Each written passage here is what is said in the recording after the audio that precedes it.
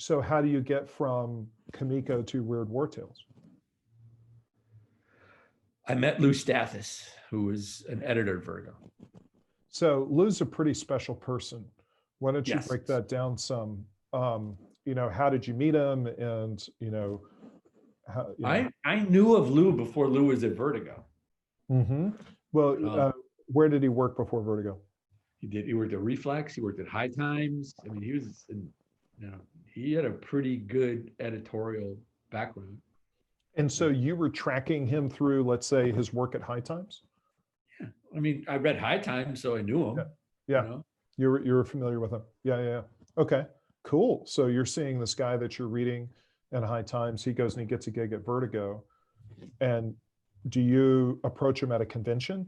Because I think this is important. Like we're telling for the audience a couple of different times of breaking in story, right? So the first breaking in story is go down to the damn Chicago Art Institute and look for the job listings, right? Yeah. And then show up and be the guy that does 3 drafts, you know, be professional with a client and give them choices, right? That's important to tell people breaking in, right? Do the work. Well, if you're in advertising, yeah, give them 3 choices. Right. Yeah, within that context. If you're writing a script, as a writer. Please, quick ones. Agreed. And then sort of, then you're getting hit up for a position that you're looking at taking at Kimiko. But to a certain degree, when you walk away from Kimiko, you got to break in all over again.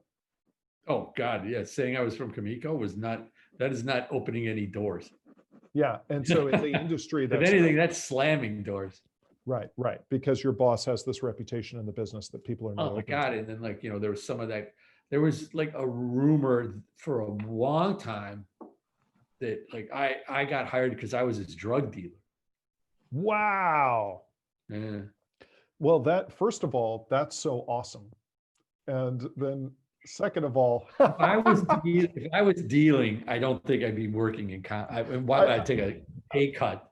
Of course. Okay. So how do you approach Lou?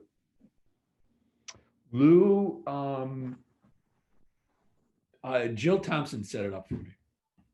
Okay. And so Jill knows. She was working for Lou and said like, hey, there's somebody I want you to meet. This was a New York show. She wasn't there. So Lou made time to talk to me and like, we hit it off. Cause I was talking to Lou about shit that he had done outside of comics. Right. You know? Because you knew his career. So that's important. I think it's important as you tell people as they look at breaking in, that it's like doing your work. I mean, you sort of coincidentally had been in a place where you had read his work and you were familiar with who he was, and you didn't necessarily have to just rely upon talking about comics. But it's worth telling the audience that a lot of times if you just go do your research and you find out what these people's professional backgrounds were, if they had previous work experience, then that gives you an opportunity to be able to strike up a conversation and create a relationship that can open up an opportunity.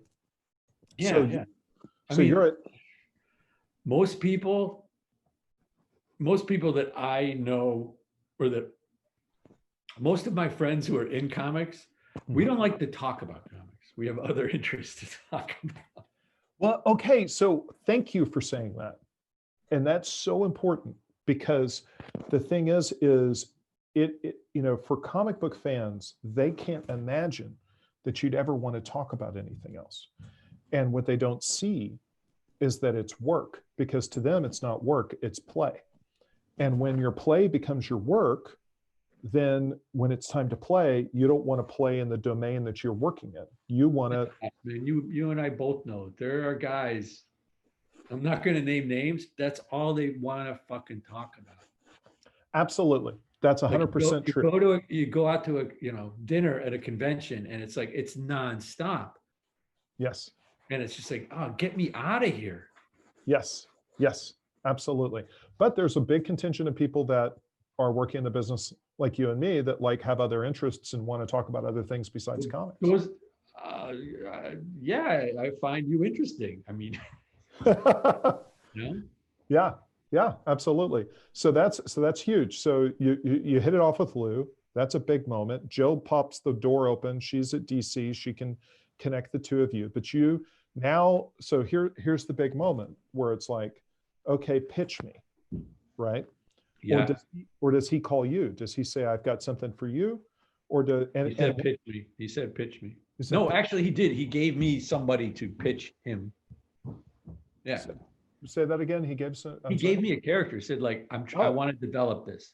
Okay. What can you do? Do you remember who he gave you? Yeah, Phantom Stranger. Oh, wow. That's a tough character, man. Okay, interesting. And so so how long did you take to come back to him? And well, it wasn't like I came back pretty quickly. Yeah. I think. I had a pretty all right. One of the things he was like at the time, Lou was as he described Vertigo, it's all fairies and elves and shit. Mm-hmm. And it's like, I don't want to do any of that stuff. I don't want, That's amazing. That's amazing. What a giant change, and presages what's coming, which is, I think massively, Vertigo was such a huge pioneer in comics and opened up so many different kinds of storytelling in conventional mainstream comics. But Lou and you are about to change the business again and open up even more of what you can do and make it even more innovative. Yeah, I can. I'll break that down for you sometime. Maybe we'll do it here in the video. But so that's huge. So he wants to do something different. And how did you process that? I did everything he told me not to do.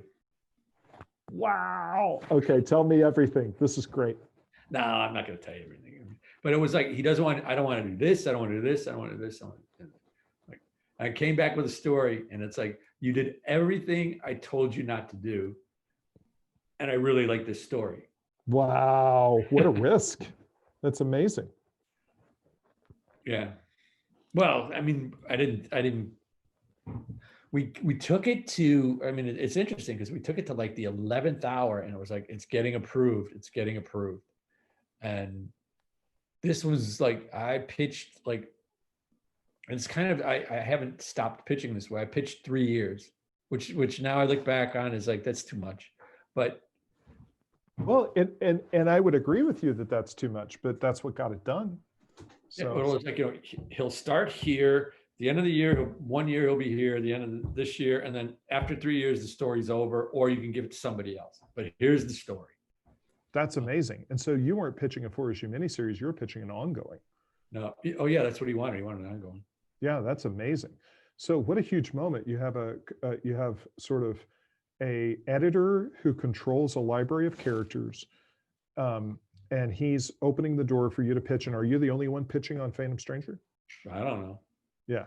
So it sounds like you're the only one pitching on Phantom Stranger. He tells you what he doesn't want. You go and you give him exactly what he said he didn't want. You got it right. So you were good enough.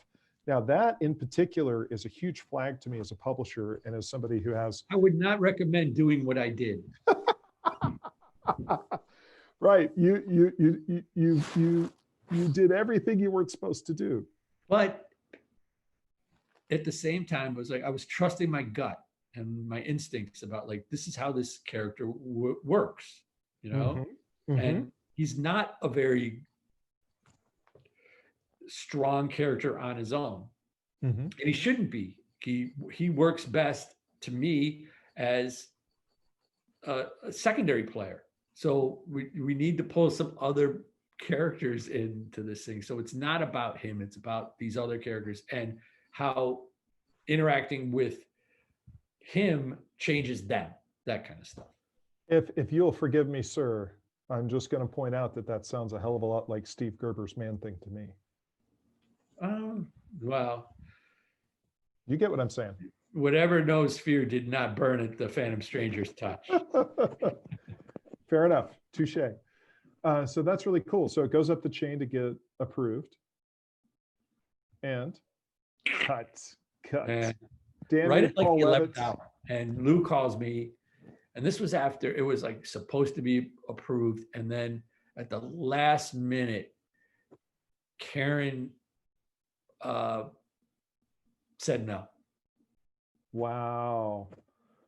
Now, this is what a mix, again, talking to aspiring creative people, what a mix of a triumph to get that far, to have the opportunity to land it and for it to be received so well, and then the pain of not getting it over the hump there at the end. So, well, yeah, and then like why didn't, because I was unknown. It was a regular series.